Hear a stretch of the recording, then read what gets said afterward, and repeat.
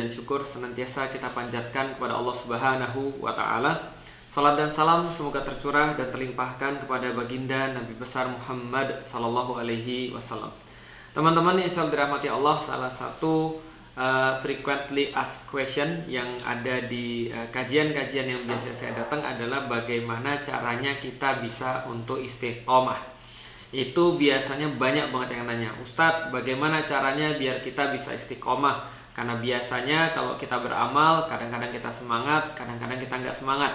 Kadang-kadang kita mau taat, kadang-kadang kita tergoda untuk maksiat. Gimana agar kita itu tetap taat terus, tidak turun-turun semangat kita, tidak kita merasa lelah, tidak merasa futur di dalam beribadah. Nah, itu caranya seperti apa? Nah, jadi teman-teman sekalian, ada beberapa hal yang perlu saya sampaikan tentang istiqomah karena ini penting sekali. Karena istiqomah ini adalah bagian di dalam agama yang termasuk sangat esensial. Jadi suatu waktu Rasulullah Shallallahu Alaihi Wasallam itu pernah ditanya tentang perkara bagaimana kalau aku meminta satu nasihat, kata seorang sahabat ini, yang kalau aku sudah mendapatkan nasihat ini seolah-olah aku tidak perlu lagi meminta nasihat. Jadi kalau aku cuma punya satu nasihat, nasihat ini apa? Yang kalau aku dapat nasihat ini, aku seolah-olah nggak perlu lagi untuk minta nasihat. Maka Rasulullah Shallallahu Alaihi Wasallam menjawab kepada sahabat ini, Qul amantu billah summastaqim. Katakanlah, berimanlah kepada Allah, amantu billah, aku beriman pada Allah, summastaqim. Lalu kemudian beristiqomahlah dengan keimanan itu. Maka keimanan itu adalah satu hal, sedangkan istiqomah adalah hal yang lain. Orang-orang bilang memulai itu lebih mudah daripada menjalani atau beristiqomah. Maka istiqomah ini memang sesuatu yang sangat sulit. Karena memang setelah orang ini beriman, orang punya keimanan, orang mengakui Allah, orang menjadi seorang muslim, dia mendapatkan kunci untuk keselamatan. Dia mendapatkan kunci untuk keridhaan Allah. Tapi yang menentukan berikutnya adalah keistiqomahan. Karena kalau seandainya orang itu tidak istiqomah, maka percuma akhirnya keimanan dia. Jadi qul amantu billah summastaqim. Katakanlah beriman pada Allah lalu beristiqomahlah. Maka istiqomah ini sangat penting. Saking pentingnya istiqomah, teman-teman sekalian, maka ulama-ulama itu pernah berpesan kepada kita bahwasanya bahwasanya istiqomah itu khairum min alfi karomah. Sesungguhnya istiqomah itu lebih bagus daripada 1000 karomah. Jadi kalau seandainya kita tahu ada beberapa ulama-ulama memiliki karomah, memiliki banyak keutamaan-keutamaan, maka keutamaan yang paling tinggi adalah keistiqomahan. Karena tidak ada yang bisa mengalahkan keistiqomahan. Dengan istiqomah itulah kita menjadi banyak sekali kebaikan-kebaikan di dalam kehidupan. Walaupun orang tuh melakukan amal-amal yang sedikit, tapi kalau dia istiqomah, maka dia akan melebihi orang-orang yang melakukan amal-amal besar, tapi amal-amal itu cuma dilakukan satu kali saja. Nah, jadi al-istiqomah khairum min alfi karomah. Sesungguhnya istiqomah itu lebih baik daripada ribuan karomah. Pertanyaannya sekarang, bagaimana cara kita untuk beristiqomah? Bagaimana caranya kita bisa mendapatkan derajat istiqomah? Maka jawabannya ada 3. Jadi 3 yang bisa mengantarkan kita kepada keistiqomahan. Yang pertama adalah akidah, yang kedua adalah ukhuwah, yang ketiga adalah syariah. Ini sudah sering banget kita bahas, tapi nggak apa-apa kita ulangi. Karena memang pelajaran itu juga ditentukan oleh berulang-ulangnya kita mendapatkan pelajaran itu. Pertama adalah akidah, yang kedua adalah ukhuwah, yang ketiga adalah syariah. Yang pertama, akidah. Ini berkaitan dengan individual, tidak berkaitan dengan yang lain. Jadi ini berkaitan dengan apa yang ada pada diri kita. Keistiqomahan itu tergantung pertama pada individual kita sendiri. Yang kedua, istiqomah itu tergantung pada yang namanya jamaah, yang namanya ukhuwah, yang namanya komunitas, peers gitu kan ya. Itu juga sangat mempengaruhi supporting system. Apakah supporting systemnya itu negative vibes atau positive vibes? Nah, itu yang menentukan seseorang tuh bisa untuk istiqomah. Yang ketiga adalah syariat, yaitu adalah penerapan sebuah sistem. Itu juga sangat mempengaruhi istiqomah. Jadi singkatnya adalah teman-teman sekalian, istiqomah itu dipengaruhi oleh 3 hal. Yang pertama adalah akidah atau kekuatan individu. Yang kedua adalah ukhuwah atau kekuatan jamaah. Yang ketiga adalah syariah atau kekuatan sistem. Kita coba akan bahas satu persatu. Yang pertama, akidah. Akidah ini adalah segala sesuatu kekuatan internal, kekuatan yang tidak terlihat, kekuatan keyakinan, kekuatan harapan, itu semua dinamakan dengan akidah. Dalam bahasa Arab, akidah itu berasal daripada kata aqada yaqidu akidatan, yaitu adalah artinya sebuah sandaran, sebuah ikatan, sebuah tiang tempat bersandar, sebuah tiang yang diikatkan semuanya di situ, yang tidak pernah goyah. Prinsip yang paling prinsip itu adalah akidah. Core of the core itu adalah akidah. Jadi akidah adalah apa yang berlangsung di dalam diri kita. Dan kalau kita sederhanakan, akidah itu adalah cara kita untuk menjawab why, cara kita untuk menjawab kenapa. Jadi kenapa kita harus melakukan hal ini? Kenapa kita harus memilih hal ini? Maka semua jawaban itu adalah jawaban akidah. Contoh misalnya, kalau seseorang bertanya, bagaimana caranya sholat? Apa itu sholat? Maka ini bukan pertanyaan yang akan menghasilkan jawaban akidah, tapi akan menghasilkan jawaban fikih. Apa itu sholat? Jawabannya pasti fikih. Bagaimana cara kita sholat? Jawabannya pasti fikih. Apa itu puasa? Jawabannya pasti fikih. Bagaimana caranya berpuasa? Jawabannya juga pasti fikih. Bagaimana kita berpuasa? Apa aja yang bisa membatalkan puasa? Jawabannya juga fikih. Nah, bagaimana kita mengganti ini jadi jawaban akidah? Jawabannya menggantinya dengan mengganti pertanyaan, yaitu mengganti pertanyaannya dari apa dan bagaimana menjadi pertanyaan kenapa. Jadi kenapa kita melakukan ini? Contoh, kenapa kita berpuasa? Itu jawabannya akidah. Kenapa kita sholat? Itu jawabannya akidah. Kenapa kita jadi seorang muslim? Itu jawabannya akidah. Kenapa kita harus segera beramal? Itu jawabannya akidah. Kenapa kita tidak boleh berhenti untuk melakukan amal-amal yang soleh? Itu juga jawabannya adalah akidah. Jadi jawaban akidah yang menentukan keistiqomahan kita itu tergantung bagaimana kita menjawab pertanyaan why, kenapa. Coba kita lihat, orang-orang yang memiliki motivasi yang tinggi, orang-orang yang memiliki keistiqomahan yang tinggi, konsistensi yang tinggi, itu biasanya didasari dari mereka itu bisa menjawab pertanyaan kenapa dengan sangat baik. Kalau jawabannya semakin bagus, maka dia akan semakin konsisten amal-amalnya. Maka dia semakin mudah untuk melakukan hal-hal yang taat dan semakin mudah untuk menjauhi maksiat-maksiat. Tapi ketika dia lemah dalam menjawab ini, maka dia akan terus-menerus akan tertarik pada kemaksiatan dan akan sulit untuk berbuat kebaikan-kebaikan atau ketaatan. Contoh misalnya, kita bicara tentang keistiqomahan dalam pergi ke masjid misalnya ya, atau dalam berbuat baik, sholat, puasanya, atau amal-amal soleh yang lain. Siapa yang biasanya lebih kuat untuk beribadah? Apakah orang-orang tua atau orang-orang muda?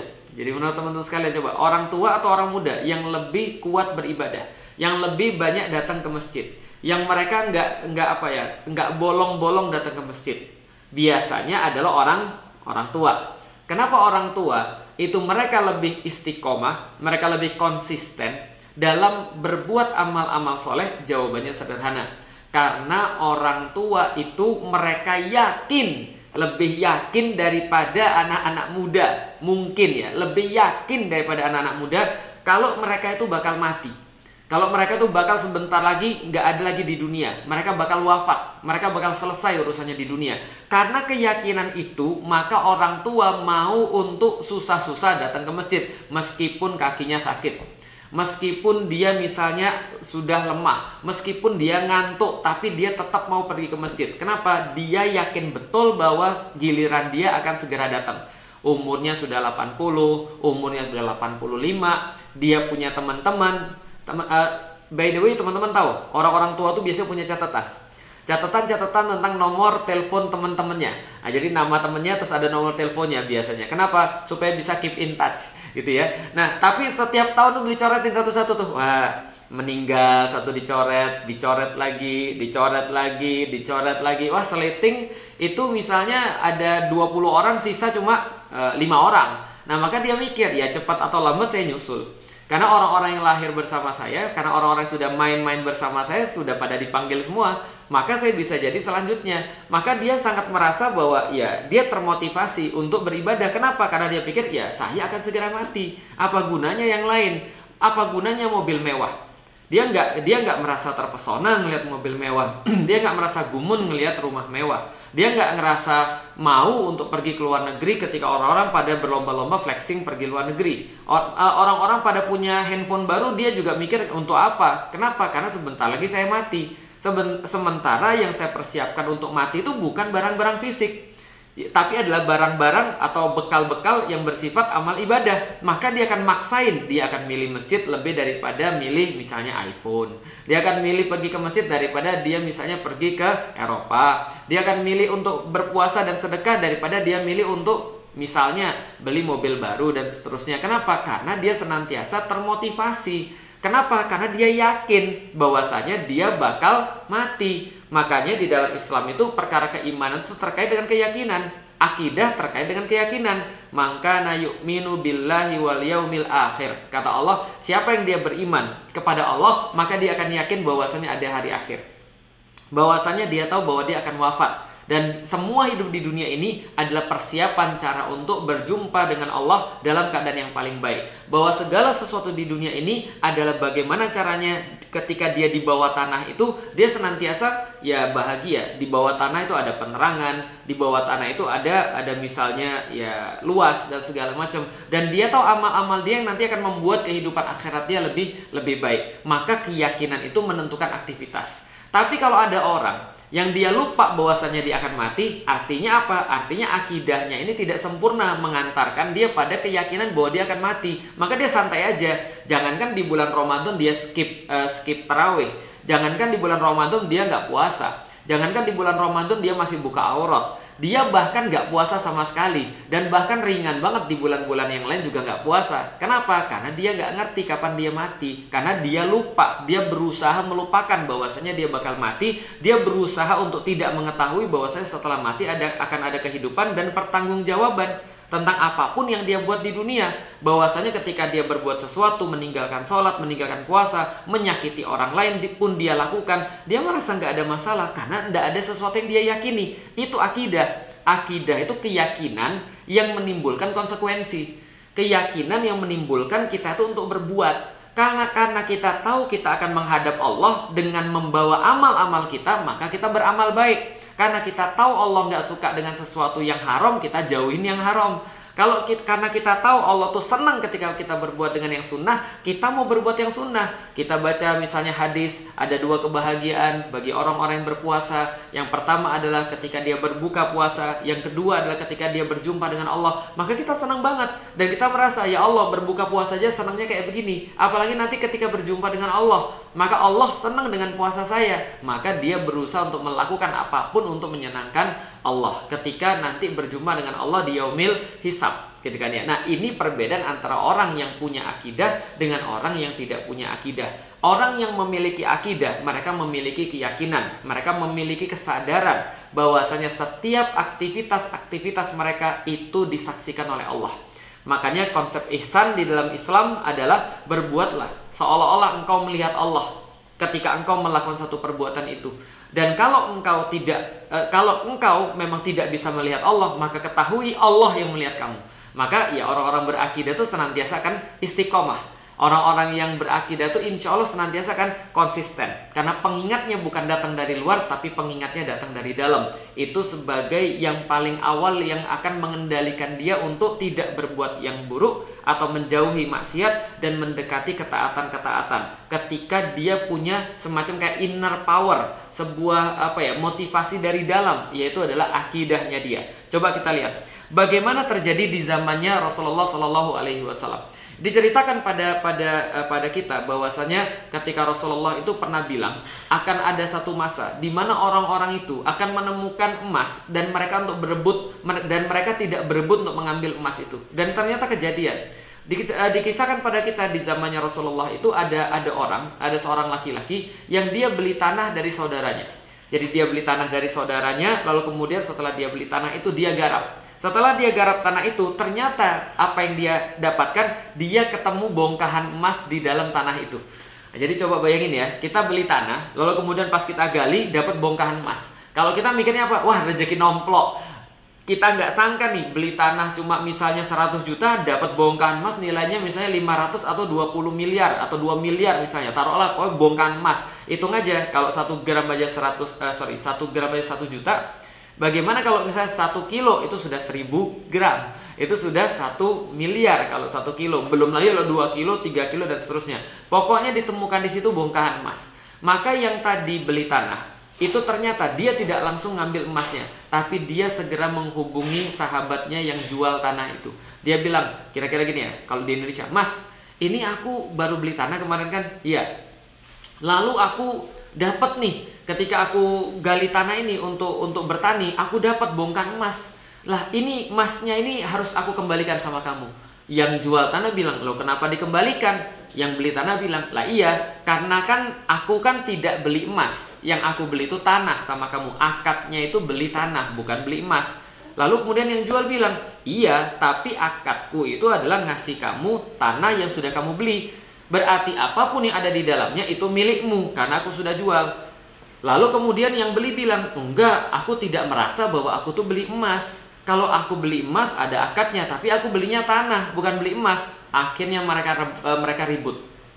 Mereka ribut untuk menolak emas yang mereka dapat di tanah itu, yang ada di tanah itu. Mereka ribut. Satunya bilang, "Enggak, itu bukan punya saya." Satunya bilang juga, "Itu bukan punya saya." Akhirnya karena emas ini tetap harus ada pemiliknya, maka mereka lapor ke hakim. Hakimnya bingung juga, apa masalah kalian ini?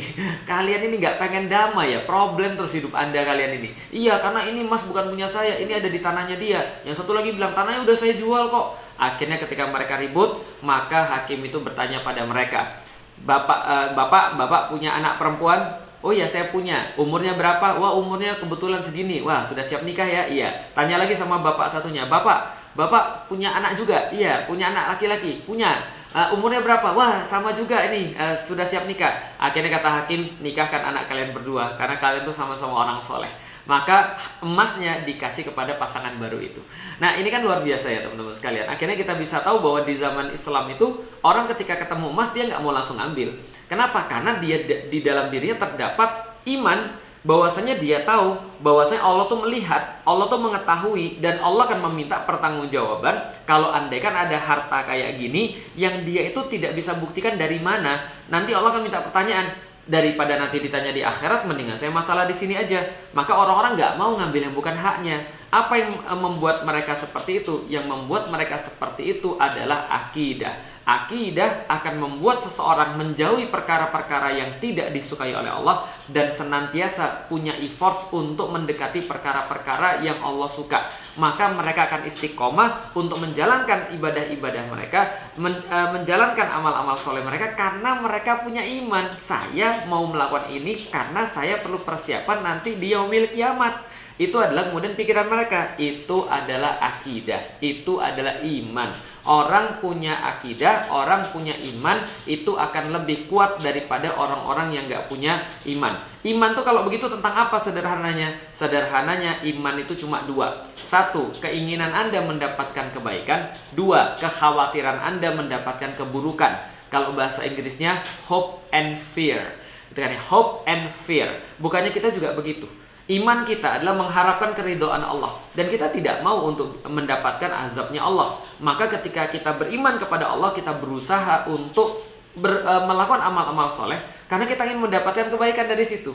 Kita ingin mendapatkan janjinya Allah dari situ. Wah, kalau aku istiqomah di bulan Ramadan ini, Masya Allah, aku bisa mendapatkan kebaikan-kebaikan yang sangat banyak. Kalau Allah ridho sama aku, apapun yang aku inginkan, aku bisa dapatkan di dunia ataupun terlebih lagi di akhirat yang kita minta. Tapi kemudian kalau dia malas, dia akan ngingetin dirinya sendiri. Wah, saya harus istiqomah, harus konsisten. Karena kalau saya malas, saya ninggalin nih misalnya kewajiban-kewajiban saya. Nanti yang nunggu saya yang buruk-buruk. Dan saya nggak mau saya dapat yang buruk. Saya harus menjauhi neraka. Saya harus menghapuskan dosa-dosa saya. Maka dia konsisten untuk beribadah di bulan Ramadan. Ini adalah yang pertama. Yang pertama adalah akidah. Istiqomah dipengaruhi oleh yang namanya akidah. Yang kedua, teman-teman sekalian. Masih ingat yang kedua apa? Yang kedua adalah ukhuwah atau supporting system atau jamaah. Teman-teman sekalian, manusia itu memang dia bisa akidahnya kuat.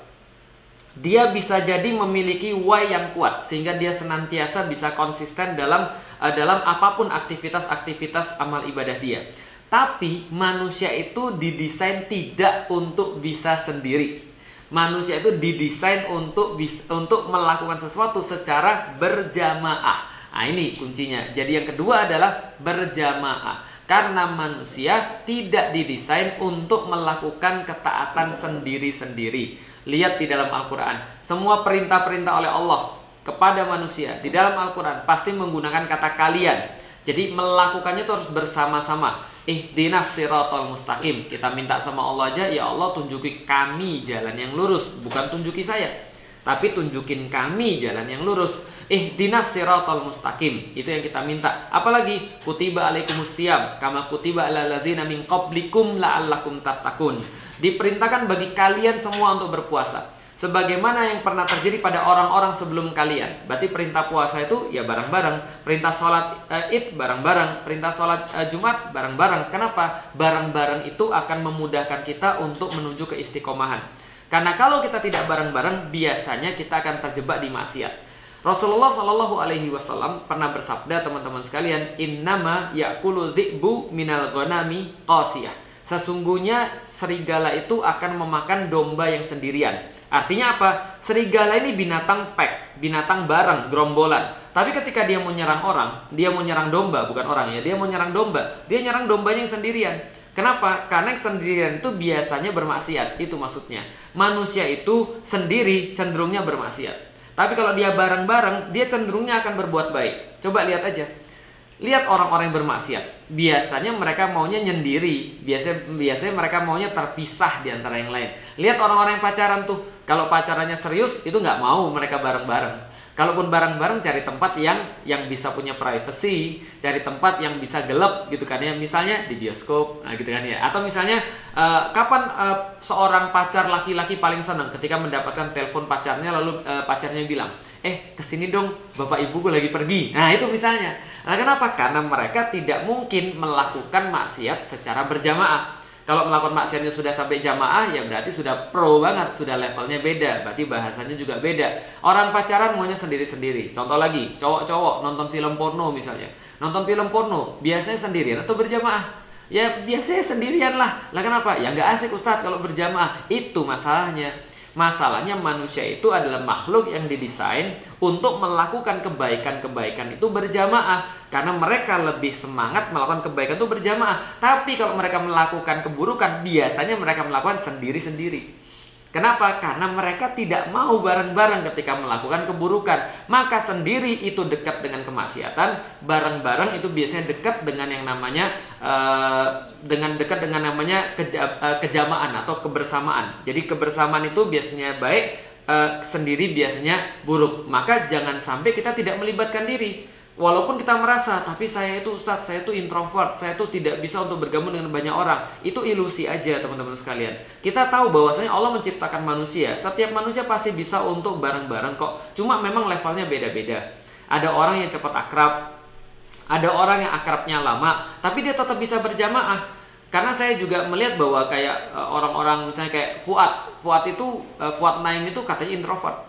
Kemarin saya ketemu dengan Bena Kribo juga bilang dia introvert. Padahal mereka sangat pintar untuk berjamaah, pintar untuk punya teman dan segala macam. Tapi ya artinya pokoknya kalau kita tahu Allah itu nyuruh kita berjamaah, berarti pasti ada kebaikan di situ. Rasulullah Shallallahu Alaihi Wasallam menegaskan kepada kita tentang bagaimana jamaah ini bisa mempengaruhi kekonsistenan atau mempengaruhi diri kita untuk senantiasa berbuat baik dan menjauhi keburukan. Misal Rasulullah berkata itu bahwasanya manusia itu dalam hidupnya itu senantiasa seperti menumpang kapal. Kalau seandainya orang menumpang kapal itu ada yang di atas, ada yang di bawah. Jadi ada yang di bawah kapal, ada yang di atas kapal. Maksudnya di bawah kapal tuh di ruangan bawah kapal itu loh. Kalau di atas kapal kan di geladak gitu ya, di deck ya. Nah, ada yang di kabinnya kapal. Lalu Rasul melanjutkan, kalau ada orang mau ngambil air di bawah itu, jadi orang bawah mau ngambil air, mereka harus naik ke atas, lalu nimba air, lalu balik lagi ke bawah. Kenapa? Karena mereka nggak bisa langsung ngambil air dari bawah. Lama-lama yang bawah bilang begini, daripada kita nyusahin orang atas, bolak-balik dan juga kita capek, maka mendingan kita lobangin aja nih kapalnya. Yang keluar kan air-air juga, kan kita di bawah. Nah, kalau yang bawah ngelobangin kapal dan yang atas tidak memperingatkan yang bawah, maka yang tenggelam yang mana? Yang bawah doang atau yang atas juga? Dua-duanya tenggelam. Kenapa? Karena keistiqomahan itu tergantung pada amar ma'ruf nahi munkar. Peers, tergantung pada lingkungan Anda tuh siapa. Jadi kalau Anda itu lingkungannya kacau, Anda itu lingkungannya parah, lingkungan Anda itu ngajaknya maksiat terus, bagaimana mungkin bisa istiqomah di situ? Ustadz, susah banget aku tuh sholat, susah banget aku tuh puasa, susah banget aku tuh tutup aurat. Kenapa? Iya, circle-nya masih circle toxic, circle-nya masih circle negatif. Maka ketika dia mau sholat langsung dicibir. Wah, Bu Ustazah, Bu Ustazah. Pas lagi mau puasa, Bu Haji, apa kabarnya Bu Haji? Gitu kan ya, tumben lo tobat. Udahlah, maksiat aja. Nah, bisa kayak gitu. Maka keistiqomahan juga tergantung kita mencari komunitas-komunitas yang baik, mencari teman-teman yang satu frekuensi, mencari komunitas-komunitas yang bisa ngingetin kita ketika kita tuh berbuat salah, bisa nguatin kita ketika kita tuh lagi lemah. Ini kunci istiqomah yang paling tinggi nih sebenarnya. Bukan paling tinggi ya, yang paling mudah yang bisa kita laksanakan. Kalau kita tidak mampu melakukan sendiri, maka cari jamaah yang bisa melakukannya. Makanya teman-teman sekalian, berapa banyak di antara antum nih, nggak juga saya juga sama, gitu kan ya. Berapa banyak di antara kita nih yang kemudian kita mikir, udahlah nanti kita bisa tarawih di rumah. Kan bisa juga tarawih di rumah, kan nggak apa-apa toh tarawih di rumah. Lalu kemudian kita skip, kita kerja di kantor, lalu atau kita melakukan aktivitas-aktivitas yang lain. Orang-orang pada tarawih di masjid kita nggak ikutan karena kita pikir kita bisa tarawih di rumah. Pas kita pulang rumah terus kita tidur. Berapa banyak kayak gitu? Kenapa? Karena kita lupa bahwa kekuatan istiqomah itu ada pada jamaah. Maka mudah sekali kita bertadarus kalau bareng-bareng. Mudah banget kita beristiqomah taraweh kalau bareng-bareng. Makanya kalau 10 hari terakhir ini istiqomah kita lagi diuji nih, banyak orang yang akhirnya nggak pergi lagi ke masjid. Ya udah, datengin masjid, itu caranya untuk istiqomah. Tapi aku malas datang ke masjid, paksain dirinya. Kan kita udah kasih tahu bahwasanya yang pertama adalah akidah. Kalau akidah nggak mempan, maka ukhuwah. Maka datanglah ke masjid, di situ ada program itikaf, di situ ada program baca Quran. Minimal kita dengerin orang baca Quran. Karena kalau di rumah kita nonton Netflix, itu masalahnya.